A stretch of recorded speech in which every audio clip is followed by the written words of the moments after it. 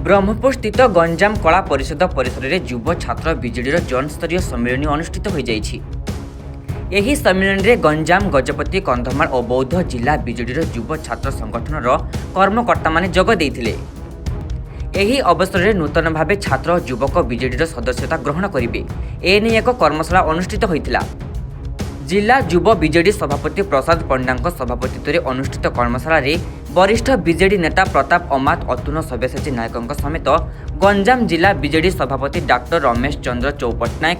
पूर्वतन सांसद चंद्रशेखर साहू, ब्रह्मपुर पूर्वतन विधायक विक्रम पंडा समेत छात्र और युवक माने सदस्यता ग्रहण करथिले। आगामी दिन में युव शक्ति को नहीं विजेडी किभली भावे अधिकरू अधिक सुदृढ़ हेबो से विषय उपर आलोचना होइथिला। देखो आगामी पीढ़ी जो अच्छा भविष्य ओडिशा राज्य रोचे युवक एवं छात्रंकर कांध पर अच्छी से सब विजु जनता दल गोटे उच्च चिंताधारा कि आमर युव और छात्र को केमी सुदृढ़ करी दल सुदृढ़ हम से ही ये राज्य सरकार कहतु राज्य कहतु देश कहतु सुदृढ़ हम से विजु जनता दल जब सभ्य संग्रह अभियान जो चलती बर्तमान डिजिटल एवं फिजिकल माध्यम चलती आज डिजिटल को और त्वरान्वित करने सुदृढ़ करने आज जो कर्मशाला है आज बहुत मात्रा रे विभिन्न जिलूर आसिक युव एवं छात्र मैंने जोग देखु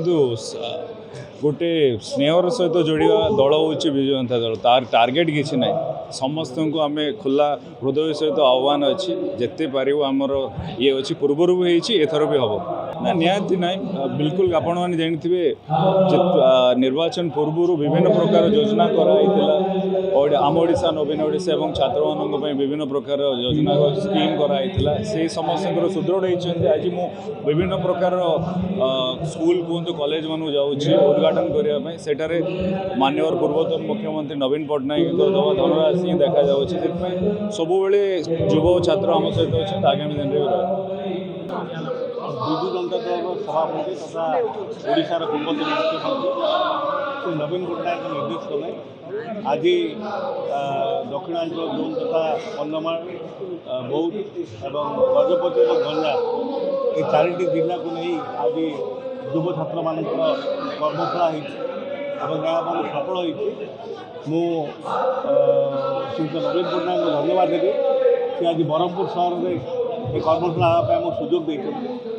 विशेष भाव आज सब निर्वाचन मंडल पूर्वतन विधायक एवं विधायक तार सहित समस्त नेतृमंडल और जी आम आवाज श्री अतुल सब्यसाची नायक नेतृत्व में आज कर्मशाला होती युव छात्र मानू किभली भाव सभ्य संग्रह कर आलोकपात कराई युवक छात्र जेहेतु आम ओडिशा रे संख्या अधिका और आम देश में संख्या अधिका तेणु युव छात्र मैंने किभली विजु जनता दल सभ्य हो पारे और से किभली सरल प्रक्रिया हो पारे ताकू आज कर्मशाला बुझा मोर आशा ओडिशार युवक छात्र नवीन बाबू को भल पाते नवीन बाबू नेतृत्व को भल पाती तेणु आगामी दिन में निश्चित भाव ये चारोटी जोन और विशेष भाव गंजाम जिलूर आम रेकर्ड संख्यक सभ्य संग्रह करूँ ये विश्वास मोर रही। विजु जनता दलर सांगठनिक प्रक्रिया को अधिक शाणित करने निष्पत्ति ग्रहण करा दल सभापति नवीन बाबू निर्देश रे आमर सभ्य संग्रह अभियान को छात्र युवकों आरंभ कर महिला एवं सबु वर्गर लोकों भितर जागरूक मेंबरशिप बढ़ाई निष्पत्ति नियाई। गत थर आमर जो सांगठनिक निर्वाचन होता पूर्व प्राय 1 कोटी प्राइमरी मेंबर होते एथर से दिगरे कार्यक्रम चली बहुत फिजिकली एवं डिजिटली आज ब्रह्मपुर ठारे जो छात्र युवक मानकर जो कर्मशाला अनुष्ठित होती अधिक युवक छात्र किभली डिजिटल मेथड को आपणेकरी सभ्य संग्रह करेंगे से संपर्क में कर्मशाला आज आलोचना होता विजु जनता दल को अधिक संगठित करा नवीन बाबू को नेतृत्व।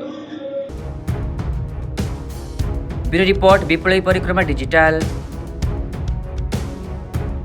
Please like, share and subscribe to our channel Biploi Parikrama.